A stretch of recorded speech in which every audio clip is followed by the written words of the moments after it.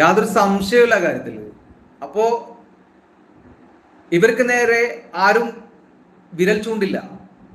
അത് തന്നെയാണ് അവരുടെ ലക്ഷ്യം. ഇപ്പൊ കഴിഞ്ഞിടയിൽ തമിഴ്നാട്ടില് ഒരുപാട് ആൾക്കാർ ഈ വ്യാജമദ്യത്തിന്റെ ഇതിൽ ദുരന്തം, അതിൽ ഒരുപാട് പേര് മരിച്ചു. അപ്പോൾ അവിടെയുള്ള സ്റ്റാലിൻ 10 ലക്ഷം രൂപ വെച്ച് ഈ മരിച്ചവർക്കൊക്കെ വിതരണം ചെയ്തു എന്നുള്ള ഒരു വാർത്തയാണ് കേട്ടത്. നടൻ വിജയ് അടക്കം, പിന്നെ അതുപോലെ തന്നെ ഒരുപാട് ഫിലിം ആക്ടേഴ്സൊക്കെ അതിൽ പൈസ കൊടുത്തിട്ടുണ്ട്. അപ്പോൾ പല ആളുകളും അതിൻ്റെ വിമർശനങ്ങളുമായിട്ട് മുന്നോട്ട് വരികയും ഉണ്ടായിട്ടുണ്ട്. കാരണം കള്ളു കുടിച്ച് മരിച്ച ആളുകൾ സ്വന്തം കുടുംബം പോലും നോക്കാതെ ആ പണം ദൂർത്തടിച്ച് ജീവിച്ച ആളുകളാണ്. അപ്പോൾ അവർക്ക് അവർ ചെയ്തുകൊണ്ടിരുന്ന ആ ഒരു വൃത്തികെട്ട രീതിക്ക് തന്നെ അവർക്ക് ശിക്ഷ കിട്ടുകയും ചെയ്തു. ഇതിനെ പ്രോത്സാഹിപ്പിച്ച ഗവൺമെന്റും സാധാരണക്കാരായിട്ടുള്ള ആളുകളൊക്കെ ആ മരിച്ച വ്യക്തികൾക്ക് കുറച്ച് പൈസ അവരുടെ വീടുകളിൽ എത്തിച്ചു കൊടുത്തു. സന്തോഷം. കാരണം വിവരമില്ലാത്ത ഒരു സമൂഹമാണല്ലോ ഈ കള്ളു കുടിച്ച് പാമ്പായി കിടക്കുന്ന ആ ഒരു ആളുകൾ. കള്ളു കുടിക്കണം, കള്ളു കുടിച്ചാൽ അത് വയറ്റിൽ കിടക്കണം. അത് കള്ള് കുടിക്കുമ്പോൾ കള്ളിനെ നമ്മൾ കുടിക്കണം, കള്ള് നമ്മളെ കുടിക്കരുത്. അത്തരം രീതിയിലായിരിക്കണം കള്ള് കുടിച്ച് ഒരു സന്തോഷം കണ്ടെത്തേണ്ടത്. കള്ള് കുടിക്കുക എന്ന് പറഞ്ഞു കഴിഞ്ഞാൽ മാനസികമായിട്ട് എന്തെങ്കിലും ടെൻഷനോ കാര്യങ്ങളോ ഉണ്ടെന്നുണ്ടെങ്കിൽ പല ആളുകളും ആഴ്ചയിലൊക്കെ ഇരുന്ന് കുടിക്കുന്നത് ഞാൻ കണ്ടിട്ടുണ്ട്. ഗൾഫ് രാജ്യത്ത് എൻ്റെ റൂമിലൊക്കെ സുഹൃത്തുക്കൾ വ്യാഴാഴ്ച ദിവസം രാത്രിയിൽ കൊണ്ടുവന്ന് അതിനു വേണ്ടുന്ന ഭക്ഷണവും കാര്യങ്ങളും ഒക്കെ വെച്ച് ഒരുമിച്ചിരുന്ന് അങ്ങനെ കുടിക്കുന്ന പതിവ് ഞാൻ കണ്ടിട്ടുണ്ട്. അപ്പൊ ചില ആളുകൾ, എനിക്കിതിനെ കുറിച്ചൊന്നും കറക്റ്റായിട്ട് അറിയില്ല, ചില ആളുകൾ രണ്ട് ഗ്ലാസ് 2 പ്രാവശ്യമായിട്ട് കുടിക്കും, ചില ആളുകൾ 3 പ്രാവശ്യമായിട്ട് കുടിക്കും. കുറേശ്ശെ ആയിട്ടാണ് ഇവർ കുടിക്കുന്നതൊക്കെ. അപ്പോൾ ഇവര് അതിന് വേറൊരു ഭാഷയൊക്കെ പറയുന്നുണ്ട്, ഇത്ര അളവിനെ കുറിച്ചൊക്കെ പറയുന്നുണ്ട്. എനിക്കതിനെ കുറിച്ച് അറിയില്ല. കാരണം ഞാൻ ഏറ്റവും വലിയ മയക്കമരുന്ന് ശൃംഖലയായ നാട്ടിൽ ജനിച്ചു വളർന്നു. എൻ്റെ ആ ഒരു എക്സ്പീരിയൻസ് വെച്ച് ഞാൻ പറയട്ടെ, ഞാനൊരു ബീഡി വലിച്ചിട്ടില്ല, ഒരു പാക്ക് ഉപയോഗിച്ചിട്ടില്ല, പുകലപ്പൊടികൾ ഉപയോഗിച്ചിട്ടില്ല, സിഗരറ്റ് വലിച്ചിട്ടില്ല, കള്ള് കുടിച്ചിട്ടില്ല. അപ്പൊ അത്രയും നിങ്ങൾക്ക് ബാക്കി ചിന്തിച്ചാൽ മനസ്സിലാക്കും. അങ്ങനത്തെ ഒരു നാട്ടിലാണ് ഞാൻ ജീവിച്ചു വളർന്നത്. ഞാൻ ജനിച്ചു വളർന്ന നാടാണ്. ഇന്നവിടെ മയക്കമരുന്നിൻ്റെ MDMA പോലത്തെ എല്ലാ സംഭവങ്ങളും കിട്ടുന്ന ഒരു ഏരിയയായി മാറിയിരിക്കുന്നു എന്നാണ് അറിവ്. ഇപ്പോൾ ഞാൻ ആ നാട്ടിലില്ല. ആ നാടിനെ വെറുത്തിട്ടൊന്നല്ല, പക്ഷെ എൻ്റേതായിട്ടുള്ള മേഖലകളൊക്കെ കിടക്കുന്നത് പല ഭാഗങ്ങളിലായിട്ടാണ്. അപ്പോൾ ഇപ്പോൾ സ്ഥിരമായി താമസിക്കുന്നത് കോഴിക്കോടാണ്. കുറേ കാലം ഗൾഫിലുണ്ടായിരുന്നു, ബാംഗ്ലൂരുണ്ടായിരുന്നു, ബോംബെയിലുണ്ടായിരുന്നു, അങ്ങനെ ഒട്ടുമിക്ക സ്ഥലങ്ങളിലൊക്കെ ഉണ്ടായിരുന്നു ഞാൻ. ഇതിൽ നിന്ന് ഒരുപാട് പരിചയവും ആ വ്യത്യസ്തമായിട്ടുള്ള ചിന്താഗതിയുമാണ് ഇന്ന് എന്നെ, നാളത്തെ എനിക്ക് പറയാൻ പറ്റില്ല, മനുഷ്യന്റെ അവസ്ഥയാണ്. ആരോഗ്യം ഏത് രൂപത്തിലാണ് നമ്മൾ ആരോഗ്യം ഇല്ലാണ്ടായി പോവുക എന്നൊന്നും നമുക്കറിയില്ല. ചിലപ്പോൾ നമ്മുടെ ഭക്ഷണ രീതിയിലൂടെയൊക്കെ ആയിരിക്കും ആരോഗ്യം വളരെ ക്ഷയിച്ചു പോവുക. അപ്പോൾ മയക്കമരുന്നിൻ്റെതായിട്ടുള്ള രീതിയിലൂടെ എൻ്റെ ശരീരത്തെ കാർന്ന് തിന്നാൻ ഞാനൊരു അവസരവും കൊടുത്തിട്ടില്ല. ഇന്നും എൻ്റെ ശരീരം ശുദ്ധിയോടുകൂടി തന്നെയാണ് ഞാൻ മുന്നോട്ട് പോകുന്നത്. ഇതൊന്നും നിങ്ങളോട് പറയേണ്ട ഒരു ആവശ്യമൊന്നുമില്ല. കാരണം നമ്മൾ മനസ്സ് വെച്ചാൽ നമ്മളെ തന്നെ നമുക്ക് നന്നാക്കി എടുക്കാൻ പറ്റും. അതിന് ഒരാളെയും നമ്മൾ ഡിപ്പെൻഡ് ചെയ്യേണ്ട ആവശ്യമില്ല. നമ്മൾക്ക് ജോലിയില്ല, കൂലിയില്ല എന്ന് പറഞ്ഞ് കറങ്ങിത്തിരിഞ്ഞ് നടക്കേണ്ട ആവശ്യമൊന്നുമില്ല. എന്ത് ജോലിയായാലും ശമ്പളം നോക്കേണ്ട ആവശ്യമില്ല. നമുക്കൊരു ദിവസം ജീവിക്കാനുള്ള ഒരു ചെറിയ ഒരു തുക കയ്യിൽ കിട്ടാനുള്ള എന്ത് ജോലിയായാലും എൻ്റെ പ്രിയ സഹോദരങ്ങൾ ആ ജോലി ആത്മാർത്ഥതയോടുകൂടി ഏറ്റെടുത്ത് നിങ്ങളുടെ സ്വന്തം ജീവിതം നിങ്ങൾ കുടുംബത്തിന് കൊടുത്തില്ലെങ്കിലും കുഴപ്പമില്ല, നിങ്ങൾ നിങ്ങളെ തന്നെ ആരോഗ്യവാന്മാരായി നോക്കിക്കൊണ്ട് മുന്നോട്ട് ചലിക്കുകയാണെങ്കിൽ, നിങ്ങൾ ഒരു വിവാഹം കഴിച്ചാൽ നിങ്ങളുടെ മക്കൾ, അവരുടെ തലമുറ, അവർക്ക് വേണ്ടി നിങ്ങൾ എന്ത് ചെയ്യും? ഈ പാഠം പറഞ്ഞു കൊടുക്കും, ഞാൻ ഇങ്ങനെയായിരുന്നു എന്നുള്ളത്. അപ്പൊ അങ്ങനെയൊക്കെ സഞ്ചരിച്ചാൽ നല്ല ഒരു മനുഷ്യനായി, നല്ലൊരു സഹോദര ബന്ധങ്ങൾ കൂട്ടി ഉറപ്പിച്ചുകൊണ്ട് ഈ സമൂഹത്തിൽ നിങ്ങൾക്ക് മാന്യമായി തന്നെ എല്ലാവരോടും ചിരിച്ച മുഖത്താൽ സംസാരിക്കാൻ കഴിയുകയും അതോടൊപ്പം തന്നെ നിങ്ങളുടെ കുടുംബ ബന്ധങ്ങൾ കെട്ടുറപ്പോടുകൂടി മുന്നോട്ട് കൊണ്ടുപോകാനും നിങ്ങൾക്ക് സാധിക്കും. അപ്പൊ അങ്ങനെയാണ് കുറെ കാര്യങ്ങൾ. ഇനി എനിക്ക് ഇങ്ങനെ ഇരുന്നപ്പോൾ എൻ്റെ ബാക്ക് ഭയങ്കര ഒരു ഷോളറിൻ്റെ പിടുത്തം പോലെ. ഞാൻ 2 ദിവസം ഞാൻ പറഞ്ഞില്ലേ, തൃശ്ശൂർ ബൈക്കിൽ പോയി തിരിച്ചു വന്നതിന് ശേഷമാണ് ഷോളറിന് ചെറിയ ഒരു വേദന ഉണ്ട്. പക്ഷെ ആ വേദന എനിക്ക് പോകുന്നില്ല. കുറേ വിക്സും അതും ഇതൊക്കെ ഇട്ട് നോക്കി. ഞാൻ അങ്ങനെ ഒരു അസുഖം വന്നു കഴിഞ്ഞാൽ, എന്തെങ്കിലും പനിയോ മറ്റുള്ള വന്നു കഴിഞ്ഞാലൊന്നും മെഡിസിനൊന്നും കൂടുതൽ ഉപയോഗിക്കില്ല. അത്ര വലിയ സ്ട്രോങ് ആയിട്ടുള്ള വല്ല പനിയാണെന്നുണ്ടെങ്കിൽ ഒരു 600 ഡോളോ ഇനി തുമ്മലോ അങ്ങനെ എന്തെങ്കിലും വന്ന ഒരു സിട്രിസൺ മേടിച്ച് കഴിക്കും. അല്ലാതെ മറ്റ് മെഡിസിനുകളൊന്നും കണ്ടിന്യൂ ആയിട്ട് ഉപയോഗിച്ച് ശരീരം കേടുവരുത്താനൊന്നും എനിക്ക് ആഗ്രഹമില്ല. കാരണം ഈ മെഡിസിൻ ഒക്കെ തന്നെ നമ്മളെ ശരീരത്തിൻ്റെ എല്ലാവിധ പാർട്സും നശിപ്പിക്കും, യാതൊരു സംശയമില്ല. നമ്മൾ വിചാരിക്കും, ആ പെയിൻ ഒന്നാണ്ട് പോയി കിട്ടിയാൽ മതി, ഒരു 3 ദിവസം ആ ഗുളിക കഴിച്ചാലാണ് മാറിക്കിട്ടും എന്നൊക്കെ ഉള്ള ഒരു ഇതുണ്ടാവും. സംഭവത്തിൽ സത്യം പറഞ്ഞു കഴിഞ്ഞാൽ വേദനയൊക്കെ മാറും. പക്ഷെ ആ പെയിൻ കില്ലർ ഗുളികകൾ കഴിച്ചു കഴിഞ്ഞാൽ നമ്മുടെ കിഡ്നിയെ വളരെയധികം ബാധിക്കും. ഇപ്പം നമുക്കത് മനസ്സിലാവില്ല. കുറച്ച് കഴിഞ്ഞാൽ നമ്മൾക്ക് അതിൻ്റെ ബുദ്ധിമുട്ട് നമ്മുടെ ശരീരത്ത് വളരെയധികം കാണിക്കുന്നത്. അങ്ങനെ ഒരുപാട് അനുഭവങ്ങൾ ഉണ്ടായ ആളുകളെ എനിക്കറിയാം. ഞാൻ അതൊക്കെ കണ്ട ഒരു അനുഭവസ്ഥനും കൂടിയാണ്.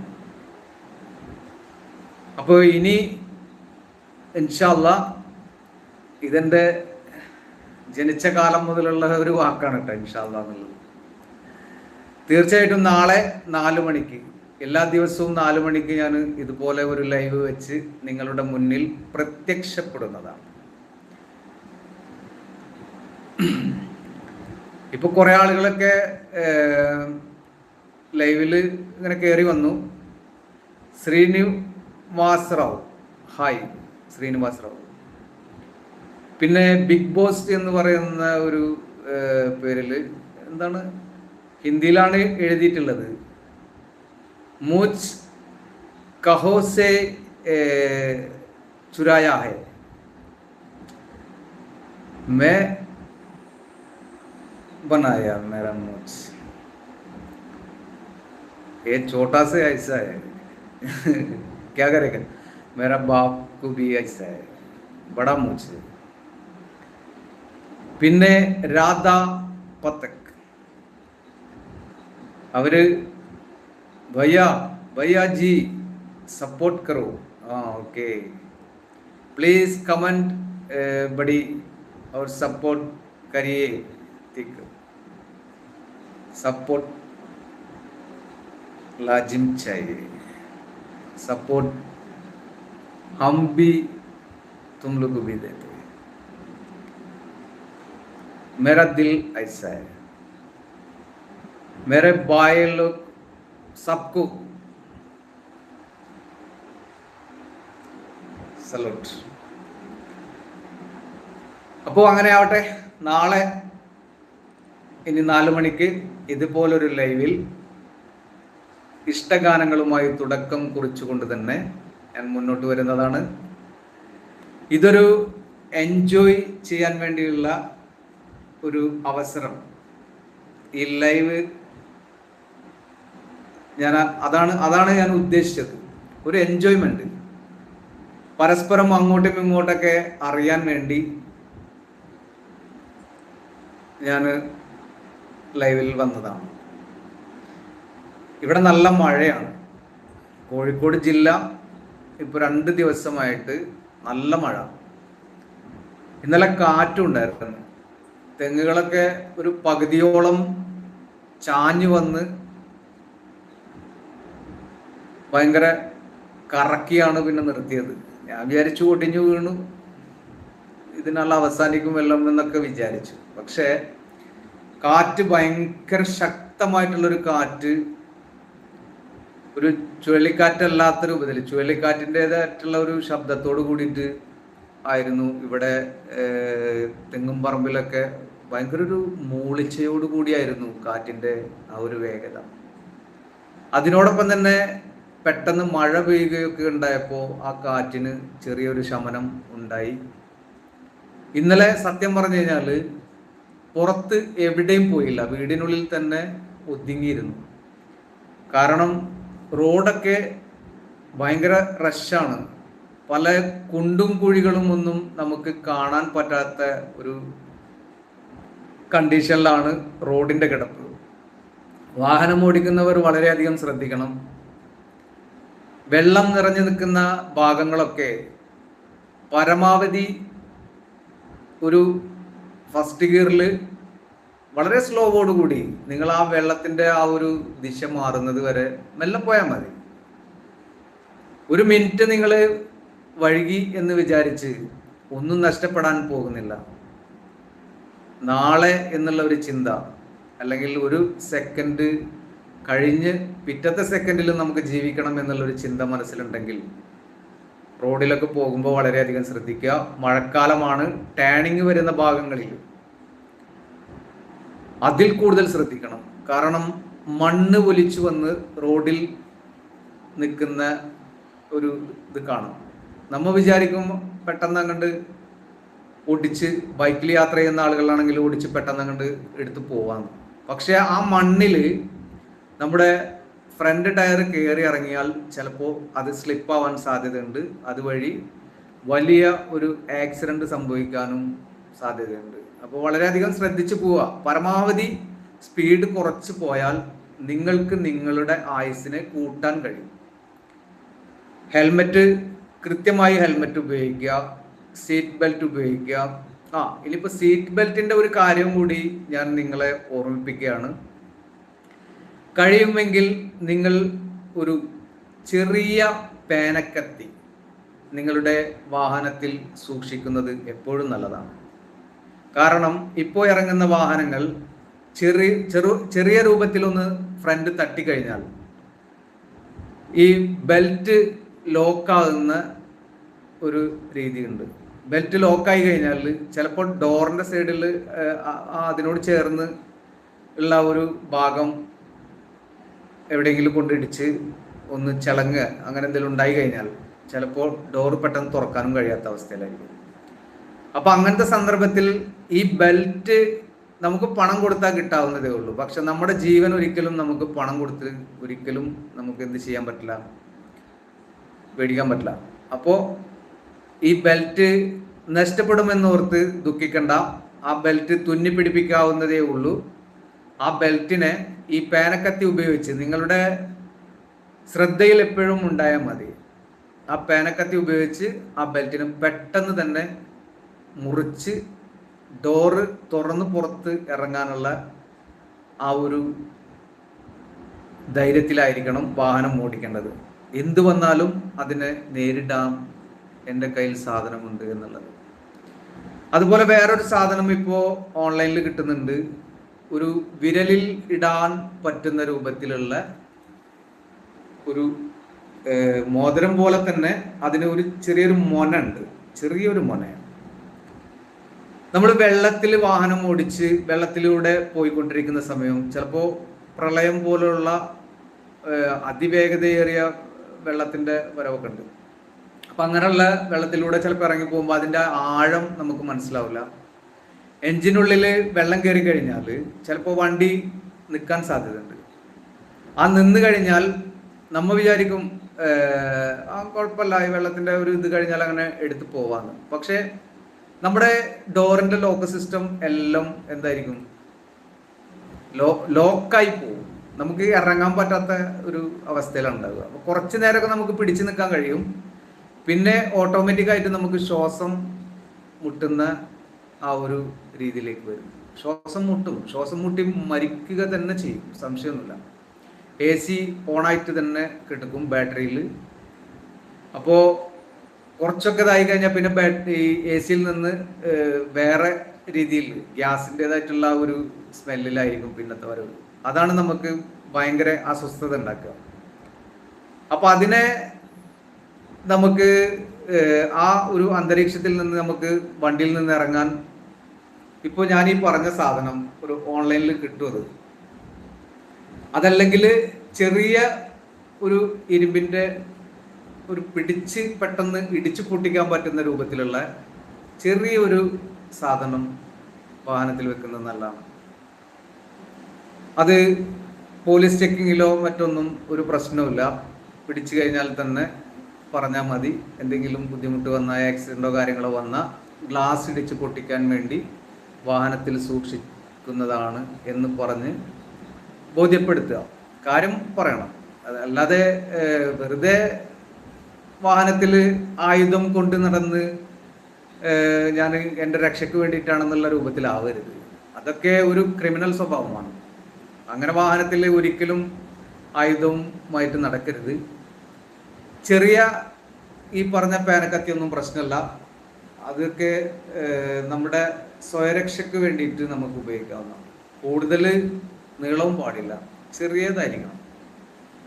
ഒരു 1-2 ഇഞ്ച് രൂപത്തിലായിരിക്കണം അത്. ഇത് സ്വയരക്ഷയ്ക്ക് വേണ്ടിയിട്ടാണ് ഞാൻ പറഞ്ഞു തരുന്നത്. അതുപയോഗിച്ച് നിങ്ങൾ ക്രിമിനൽ സ്വഭാവങ്ങളൊന്നും കാണിക്കരുത്. അപ്പം ഇത്രയൊക്കെ പറയാനേ എനിക്ക് എൻ്റെ സഹോദരങ്ങളോട് കഴിയൂ. ഇതിനപ്പുറവും പല സന്ദർഭങ്ങളെക്കുറിച്ചും അതുപോലെ തന്നെ കഴിഞ്ഞു പോയ കാലഘട്ടങ്ങളെക്കുറിച്ചും ഒക്കെ ഞാൻ എടുത്തു പറയുന്നതാണ്. എനിക്ക് ആരെയും വിവേചനത്തോടു കൂടി കാണാൻ കഴിയില്ല. ഈ രാജ്യത്തിൻ്റെ എല്ലാ ഭാഗത്തുള്ള സഹോദരി സഹോദരന്മാരും എൻ്റെ സഹോദരി സഹോദരന്മാർ എന്ന ആ ഒരു രീതിയിൽ തന്നെയാണ് എനിക്ക് കാണാൻ ഇഷ്ടം. അവരും എന്നെ അങ്ങനെ കാണും എന്ന ഒരു വിശ്വാസത്തോടെ ഞാൻ എൻ്റെ ലൈവ് ഇവിടെ അവസാനിപ്പിക്കാൻ പോവുകയാണ്. ബൈ, നാളെ കാണാം.